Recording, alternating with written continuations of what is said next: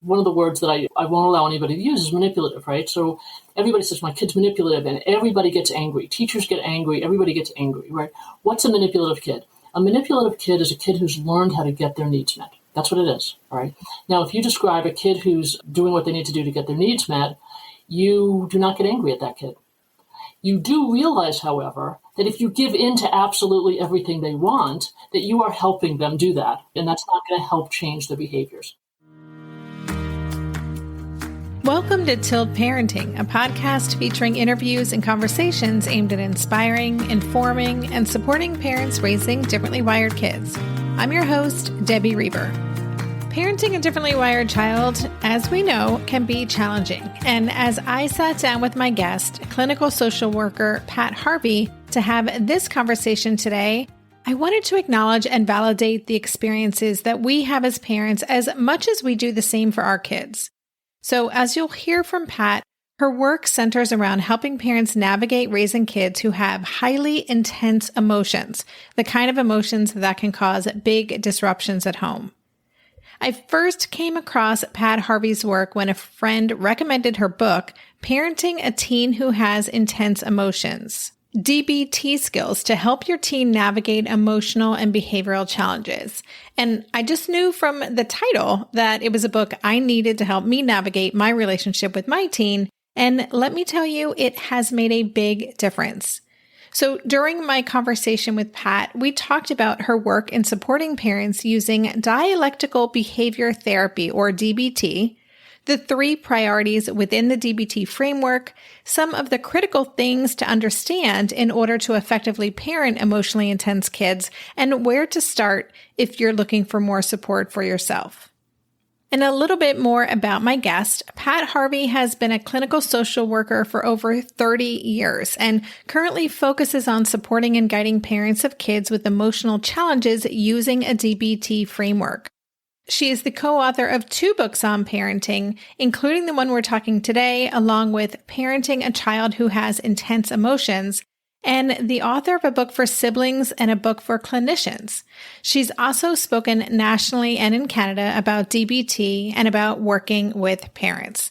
This is a fascinating conversation, and I hope you get a lot out of it.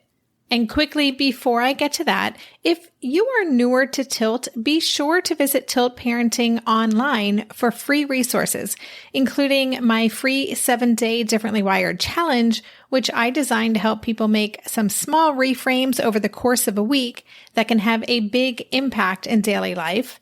The first chapter of my book, Differently Wired, Raising an Exceptional Child in a Conventional World, which you can download for free, and my weekly newsletter, which always includes a little inspiring or actionable tidbit, highlights of upcoming events you might want to know about, and links to recent news articles about parenting neurodivergent kids. You can find all of those resources and more at tiltparenting.com. And if you are new to Tilt, I just want to say welcome. If you're raising a child who is neurodivergent in any way and are looking for strengths-based, optimistic resources to support you in your parenting journey, you're in the right place. And I'm so glad you're here. And I'm so glad you're about to listen to this episode because it's a good one. So here you go. My conversation with Pat Harvey.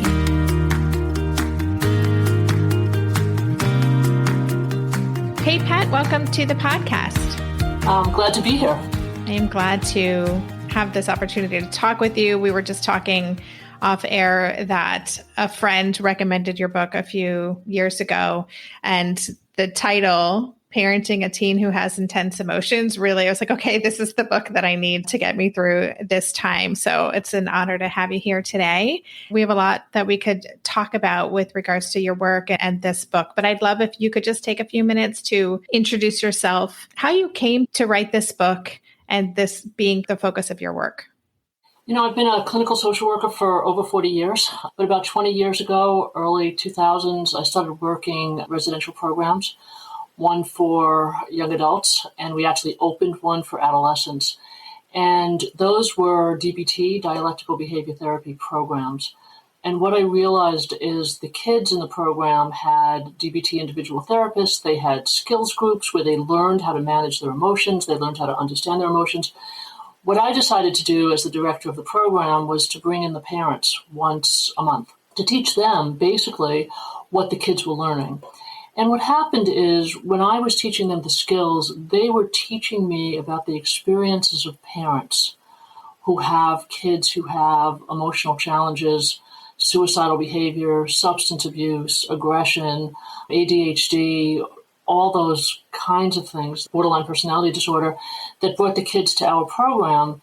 But they'd been living with those kids for a lot of years. And what I found was that when they were referred to my program, it was like, oh my goodness, those parents. And then I sat down and listened to the parents tell me their stories and tell me what it was like for them to have kids who were suicidal at 8 years old or 9 years old, and how they had to keep telling their story and how so many people kept telling them what to do. Until the point when their kid was 18, they were tired. So it wasn't that they didn't want to be cooperative, it's that they were tired of being judged, tired of being blamed, tired of being told what to do by a lot of people. They were tired of repeating their story. And so I gave them an open forum to talk about their story and for me to be able to say, oh my goodness, that's an incredible story. And I'm so sad you lived through that and that you're still living through it. And what I did was I began to validate their life experience.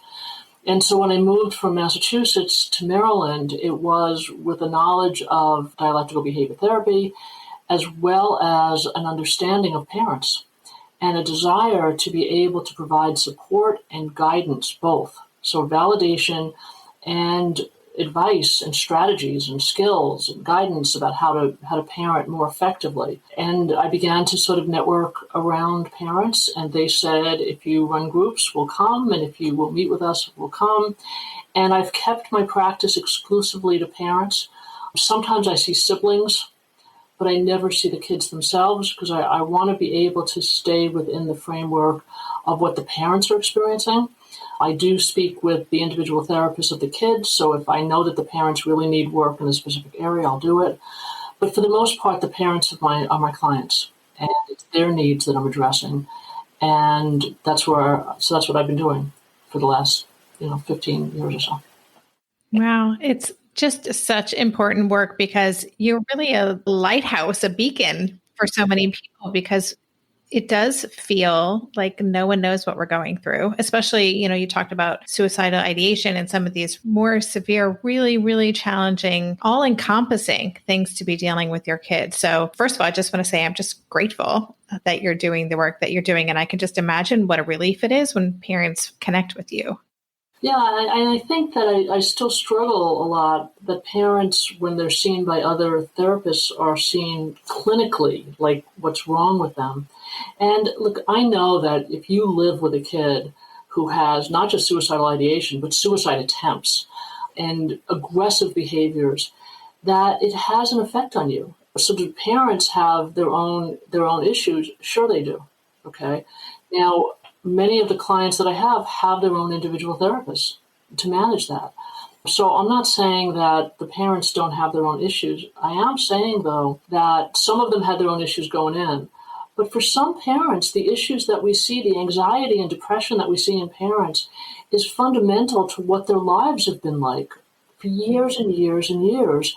And one thing I used to find, I think clinicians have become much more sophisticated in terms of parents, but when I would go places and I would say, well, I do parent work, clinicians would roll their eyes. And I would say to them, look, how much time do you spend with this kid? And they would say an hour a week. And I would go, yeah, okay. And parents live with their kid 24/7 and love their kid. All right. And so think about what that's like from the parent perspective. And then the clinician would go, yeah, I hadn't really thought about that. Okay. But I work with parents who are afraid that because they have a kid who is suicidal, that their other kids are going to be taken away from them.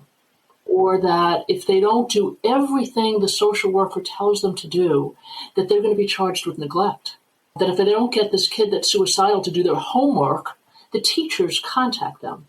And I'm like, homework is not important when your kid is suicidal. So I do provide sort of a reality check for parents with the rest of the environments that they have to connect to. Yeah, absolutely. And I think the experience of parenting a child who is really struggling is so isolating as well. In addition to the reasons you shared, concern about child protective services, concerned about other issues, but just judgment from everyone, and also wanting to protect your child's privacy and autonomy. So I think it's just such a precarious position for so many parents. We'll be right back after this quick break. During this month of planning and organization for big transitions, rhythms and routines have been absolutely essential for our physical and emotional well-being. So Green Chef nights are reliably and predictably a good night. We know the ingredients will be fresh and prepped, the instructions easy to follow, and the meal delicious. We're all still talking about last week's turkey tacos with mango chimichurri sauce, refried beans, and Monterey Jack cheese. Green Chef contributes to a healthy lifestyle with easy and delicious menus like fresh seasonal salads and grain bowls. And with over 80 weekly meal and market options, plus rotating options to suit a variety of lifestyles, whether Mediterranean, plant-based, calorie-smart, keto, protein-packed, gluten-free, there are always plenty of options to choose from. Whatever you select, you'll get farm-fresh ingredients, organic whole fruits and veggies, and premium proteins, all delivered straight to your door. I love those 4 words. Straight to my door. Oh, and one more thing I love about Green Chef, they have an app, which means it's easy to manage meal preferences and delivery from your phone if you want to. And I, for one, want to. I am in that mode where I'm making the most of little moments like waiting in line at the pharmacy or for the F train to pull into the station to tackle all of those to-dos. So the convenience of an app is key for me.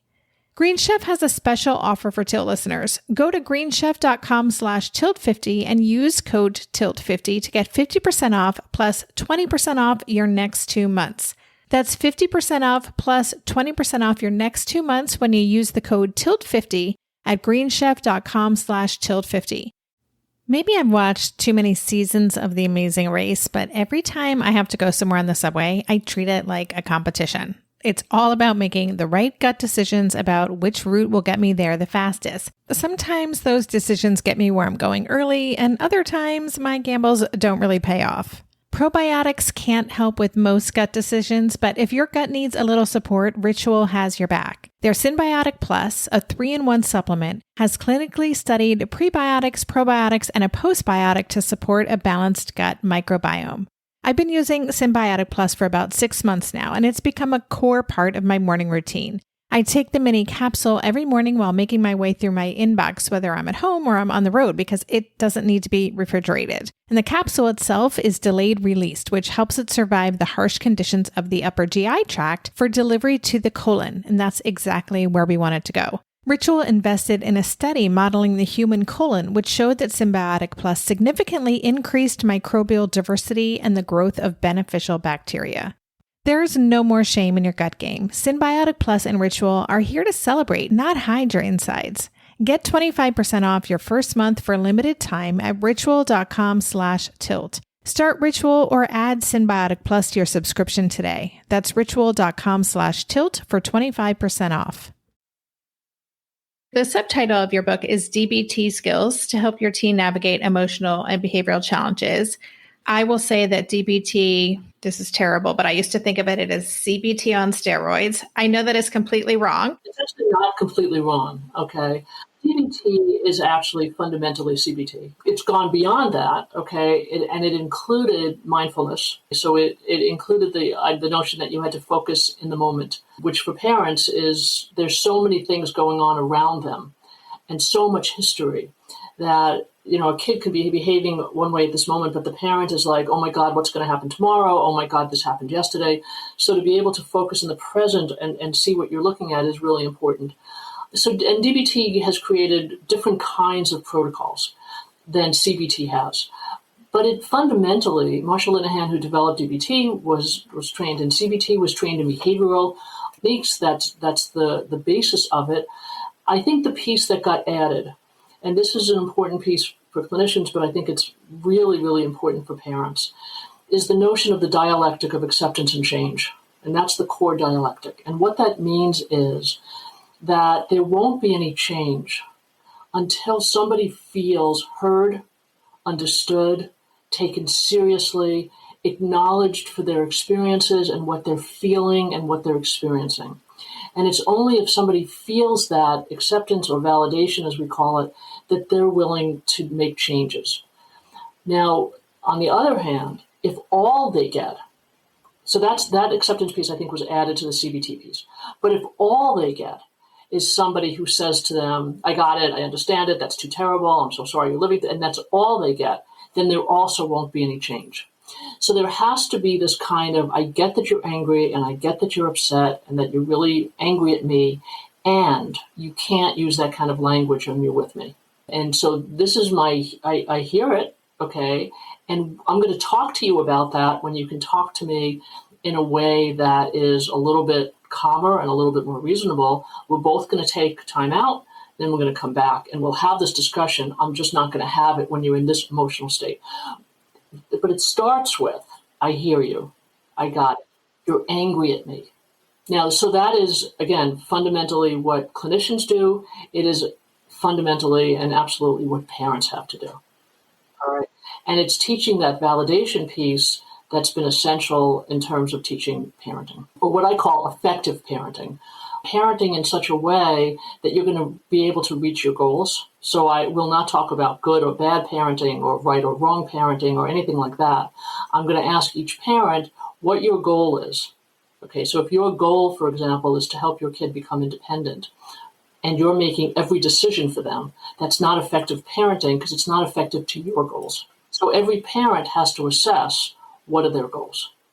I'm curious to know, when parents come in to see you, what their goals are, because I find that a lot of us have misplaced goals. I don't know if that's the right word, but we may have goals that aren't realistic for where our child is. They may be based on pressure that we're feeling from schools, from society. We may be way off track. And so what do you find, and how do you help parents really tap into understanding what their goals are for their kids?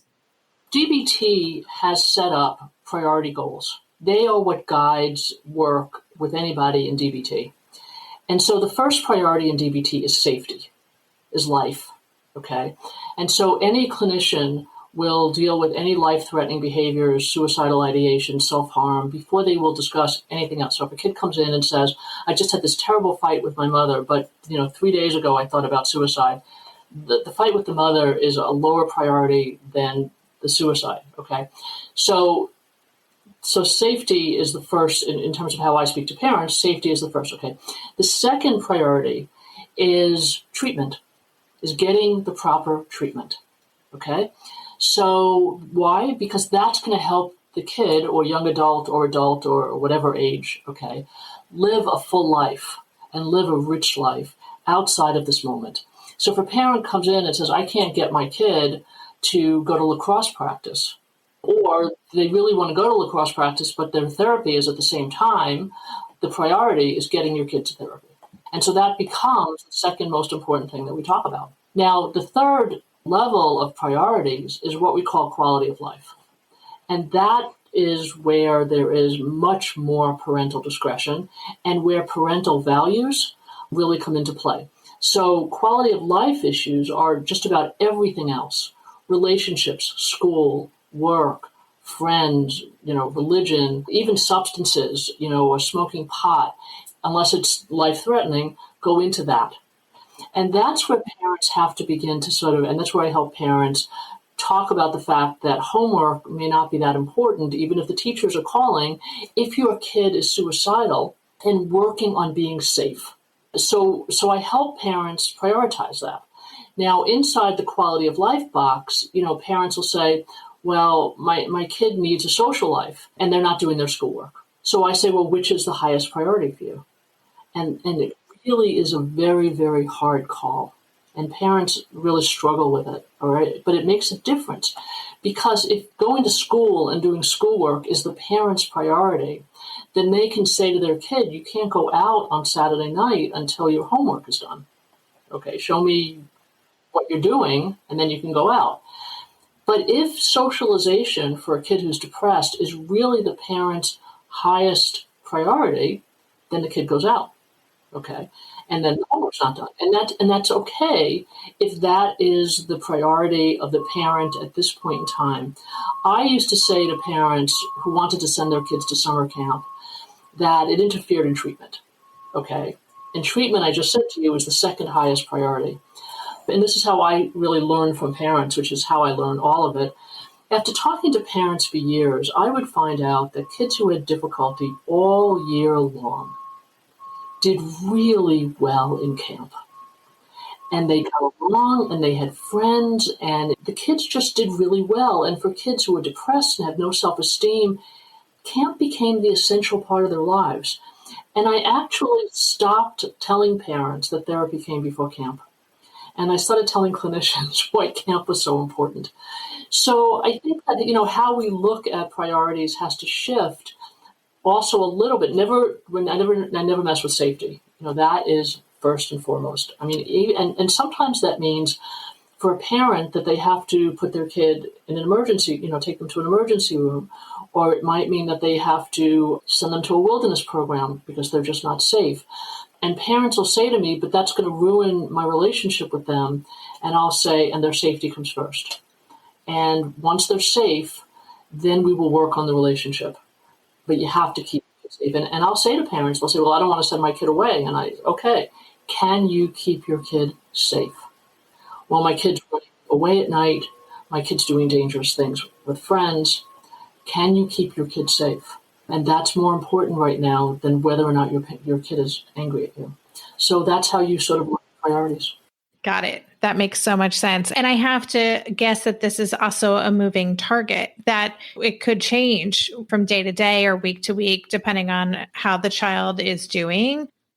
For example, if a kid has medical issues and a doctor says they need exercise, then exercise might become a higher priority than schoolwork. It does move, and we have to take a look at where each kid is now. So it may be that there are times, look, if a kid says, I really want to graduate, I have to graduate, then the parents are going to emphasize or at least work with the kid on getting their schoolwork done. It's the kid's priority, and that's where the kid is. But at other times, it may be up to, the parents may say, look, if they want to graduate, they have to graduate, and they have to figure that out. I'm not going to set contingencies. So it does. It moves around, and we have to assess where the kid is at what point in time. We'll be right back after this quick break. Hey there, it's Debbie. I love making this show and sharing conversations about how to support our awesome neurodivergent kids. I've seen how even one little insight from an interview can spark a big shift in daily life. But I know that raising complex kids can be messy and lonely. And just when we think we figured it out, something comes up that boots us right back to feeling overwhelmed and stuck. That's why I've poured everything into creating a way for parents like us navigating complex parenting journeys to join together and chart a path that feels positive, hopeful, and doable.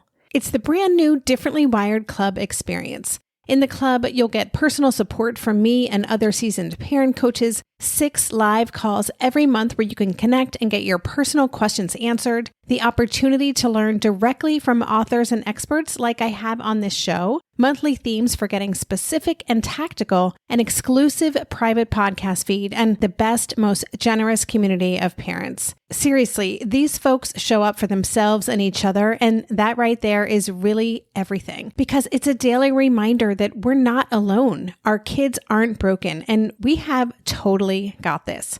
The recently rebooted Differently Wired Club is on a brand new platform with its very own iOS and Android app. It is such a great space. However you learn, whatever your style, no matter the ages, genders, and neurodivergent profile of your children, the Differently Wired Club can help you cultivate the positive shifts you're hoping for. Join us today by going to tiltparenting.com/club. That's tiltparenting.com/club. I hope to see you on the inside. Lynn, this time of year, parenting can be such a flusterclux. You've come to the right place. I'm Lynn Lyons, and I've been treating anxious families for over 30 years. I'm Lynn's sister-in-law and co-host Robin Hudson. Join us for Flusterclux, a podcast for parents who worry. Wait, that's everybody. Yeah, these last few years have felt like one long anxiety attack for so many. Why do you think parents are always surprised that a podcast about anxiety relates to them, even if no one in their house has an anxiety disorder? Well, worry is human. Everyone does it. And anxiety shows up when we face uncertainty. anxiety. All the parenting tips you've taught me have been essential. I love to break it down into skills we need to manage worry in our families. We've covered so many topics: depression, burnout, meltdowns, perfectionism. Don't forget scary mothers-in-law. Right, but of course that's not my mother-in-law. Because that's my mother. And a listener. As a psychotherapist, I like to teach parents and kids how to respond to everyday moments in healthy ways. Managing anxiety really can be taught. It really can. And I'll even tell you what to say. We talk about serious stuff, but without being too serious. Anxiety wants everything serious.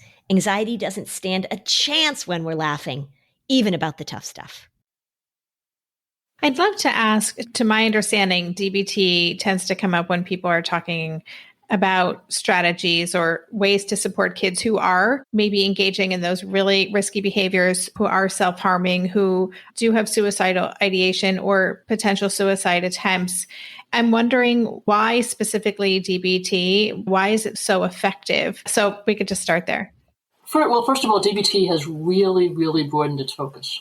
If you have a kid who's anxious, who's depressed, DBT has even, it's gone into some eating disorders and substance abuse. I mean, it really has spread out. And the way that I look at DBT is it's really for any situation in which there's real intense emotionality, which is the name, what my book is called, what it's called, and that emotionality gets in the way of the family life and the kid's life and the parents' lives. Okay. But to answer your question about why it's known for working with suicidal kids is because that's how it started.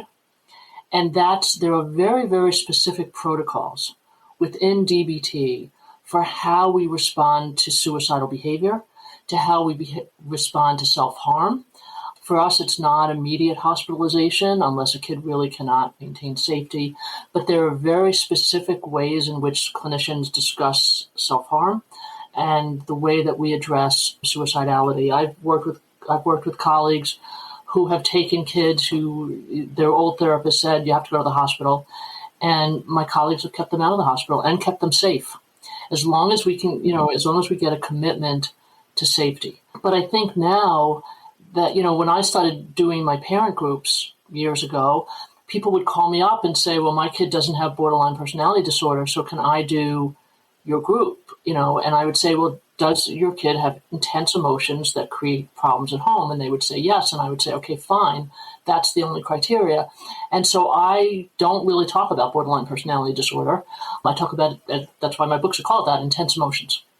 And intense emotions include a lot of kids, and certainly includes a lot of adolescents. But I have a grandson who said to me years ago when my first book came out, Grandma, I think I have intense emotions. And I was like, yeah, you very possibly do have intense emotions. And to this day, we still sort of talk about what are you going to do with all of those emotions? Because that's what it helps kids learn an understanding, a self-awareness, and also what to do and how to manage. Yeah. And I just one piece about the kids at first, and then I want to talk a little bit more about validating what we can do as parents. But do you work with parents who have kids who struggle with buying into this, or think this might work for other kids, but not for me, I'm different? Yeah. I mean, I certainly work with parents whose kids don't go to therapy and won't go to therapy, or have tried DBT and dropped out of DBT, or will not think about DBT because everybody's heard what DBT is about. I think sometimes kids are afraid of DBT because what they hear is it's sort of the last line. It's the best. And I think some kids actually worry about what happens if the best doesn't help me. There's a lot of fear in kids. And so, I spend time with parents helping them use language that might get their kids into DBT. Or, sometimes it's a different kind of therapy. I mean, I don't only convince parents to get their kids into DBT if I don't think that DBT is what they need at that moment, or if their individual therapist doesn't do DBT, but they're very connected. It's sort of how, what I say to parents is your kids need to learn some skills. They need to learn, so they can't just be talking about being angry. They need to be working with somebody who is teaching them what to do with their anger, what to do with their sadness, how to get up in the morning, or how to talk to their friends and their social skills. And I'm not saying that DBT is just about skills, because it's not. There's a wide variety to it. But again, what I say to parents is you just want to make sure that whoever your kid is working with is teaching them how to cope, how to manage the intensity of what they feel. And so I provide parents, with an understanding of the fact that some of what their kid is experiencing is not under their control and how they behave is. So there's an understanding that there are certain things, certain ways that kids are wired and certain ways that kids respond to situations. They can learn how to respond differently, okay? And so can parents. So whatever I'm teaching the parents to do with their kids, I'm also doing with the parents. So I have to use acceptance and change with parents, okay? Parents need as much validation as anybody else needs, and sometimes more.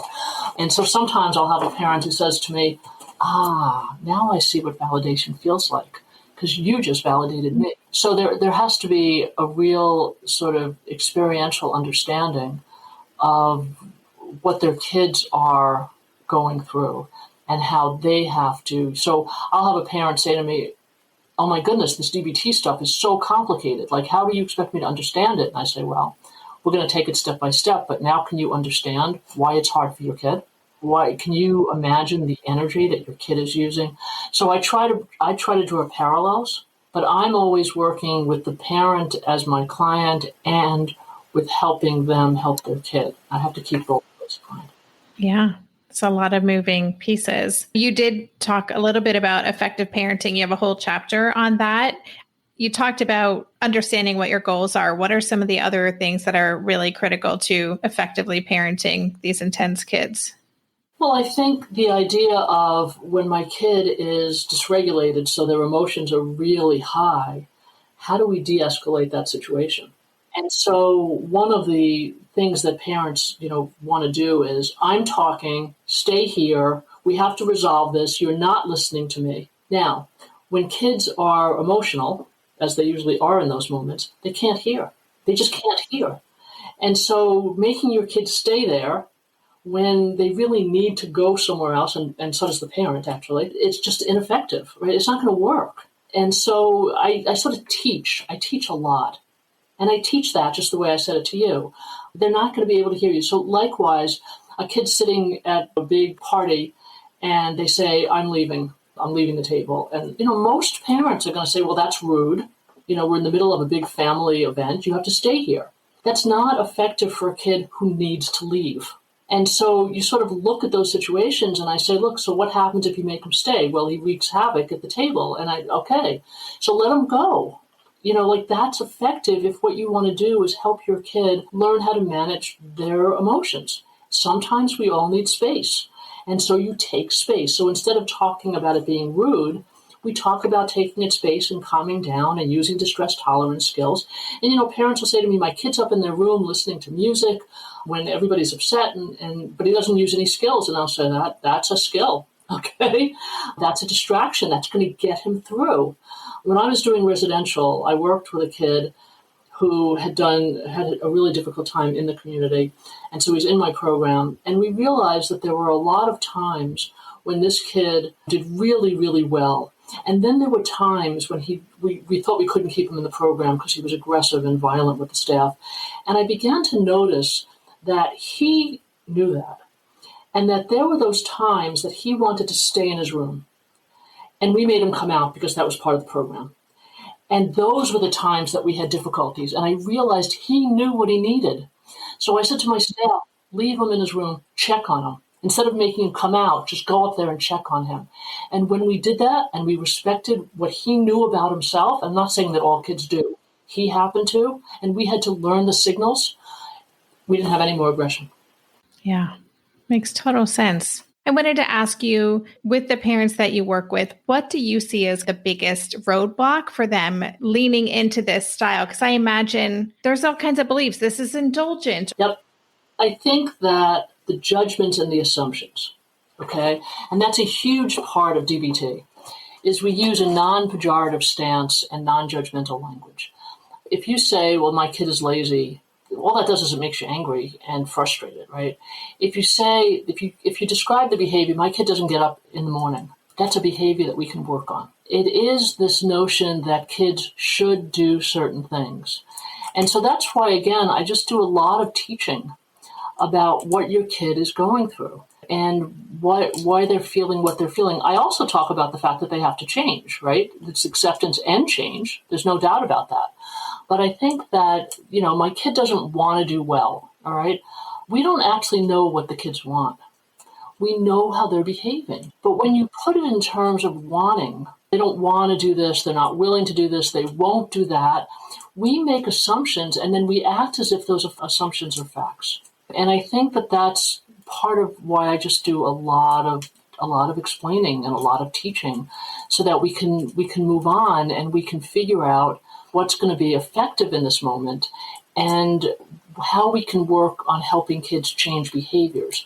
Because when parents and kids think that this is characterological problems, they're lazy, they're defiant, they're oppositional, there's like a hopelessness. Well, if that's the way they are, then how do you change? One of the words that I won't allow anybody to use is manipulative, right? So everybody says, my kid's manipulative, and everybody gets angry. Teachers get angry, everybody gets angry, right?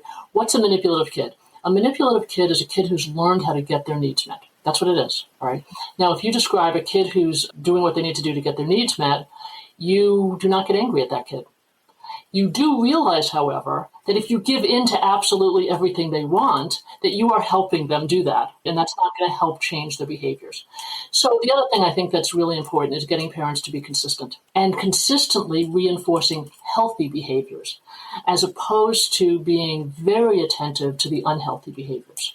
Because that's what happens very often, is that parents are so tired of trying to be on top of a kid and keep them safe and keep them doing what they need to be doing, that when this kid is doing exactly what they're supposed to be doing, sitting and doing their homework, watching TV, talking to a sibling, we ignore them, we take a break, we take a deep breath, we say, and so kids learn that if they really, and I've seen this in my whole career, kids learn that if they really want parental attention, they get it faster by acting negatively. So one of the things that has to happen in a household is that there has to be much more of an emphasis on reinforcing healthy behaviors. And as much as possible, even though you have to maintain safety, as much as possible, ignoring the other behaviors, which is not easy to do. I'll just say that taking the emotion out of it is huge. To just saying what the behavior is instead of your interpretation of it, that alone is a game changer in terms of how you feel, how you respond as a parent, how the child feels on the other end of any communication. So that is so powerful. We could talk about so many things, but as a way to wrap up, if there are parents listening to this who are raising emotionally intense teens who are maybe in school refusal or just doing those more severe behaviors that can be really challenging. In addition to reading your book, where would you suggest that they start, or what's one thing they can start really paying attention to and thinking about?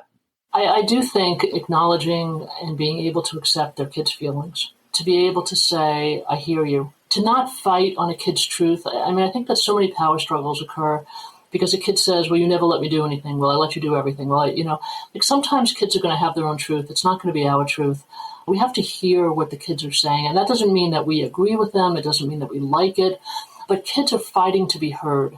And not just kids. We all do this, okay? If I don't feel like I'm being heard, I repeat the same thing over and over until somebody says, okay, I hear you. I got it. I'm listening. I'm taking you seriously. But the other piece of this is that in order to do that, parents do have to step back and take a deep breath and slow themselves down and get themselves into a place where their emotions are not so intense. So I used to say that validation was the most important skill I taught parents. Now I actually say stepping back and taking a breath, because for parents, that is the way in which they can get to everything else. If you can get your kid to a therapist, fine. Great, and that's obviously essential. But I think that even in the house, if you can take a deep breath, not get escalated with your kid, not get caught up in that storm of emotion, let your kid take a break, you take a break, and then come back and validate and listen. That would be my most important advice. Yeah, that's great advice. And the validation piece, I'll say personally, has profoundly changed for the better my relationship with my teen. And we don't lose anything by validating. I think people feel like we're losing ground, but this isn't a power struggle. It is a way of helping our kids feel seen. So I really appreciate that. So before we say goodbye, are there places where people can connect with you if they want to learn more about your work? The best place is to go to my website, patharveymsw.com. I have a couple of videos on there, a lot of resources, and I think that that's the best place where people can find out what I do. And there are other people, other clinicians out there that are starting to do more of the same work. So there are people out there who understand parents. But if parents walk into a situation where they feel like they're being judged and feel like they're being treated like there's something wrong with them, that's not the right place for them to be. Yeah, absolutely. Well, thank you. Listeners, I will have links to Pat's website and her book, Parenting a Teen Who Has Intense Emotions, and the other resources we discussed in the show notes for this episode. And Pat, I just want to thank you so much for everything you shared and for the work that you've been doing all these years and supporting families like ours. You're welcome. Thank you for having me on. Thank you. You've been listening to the Tilt Parenting Podcast. To go deeper into this episode, visit the extensive show notes page. For every episode, there's a dedicated page on my website with links to all the resources mentioned, a full transcript, and a podcast player with key takeaways marked so you can easily go back and re-listen to the sections you're most interested in. Just go to tiltparenting.com/podcast and select this episode. The Tilt Parenting Podcast is hosted by me, Debbie Reber, author of the book Differently Wired and the founder of Tilt Parenting. This episode was edited by Andrea Curtis Amasquita, and show notes were put together by myself, Andrea, and Lindsay McFadden. If you get a lot out of this podcast and want to help cover the cost of its production, please consider joining my Patreon campaign. On Patreon, you can sign up to make a small monthly contribution, as little as $2 a month, and it's super easy to sign up. Just go to patreon.com/tiltparenting to learn more, or click on the Patreon link on any show notes page. To follow Tilt Parenting on social media, go to @tiltparenting on Instagram and Twitter and on Facebook. Lastly, please help this podcast stay visible and easily found by the listeners who need it by subscribing and leaving a rating or a review on Apple Podcasts or wherever you listen to podcasts. Thank you so much. And that's all for this week. Stay safe, stay well, and take good care. And for more information about this podcast or any of the resources that Tilt offers, visit tiltparenting.com.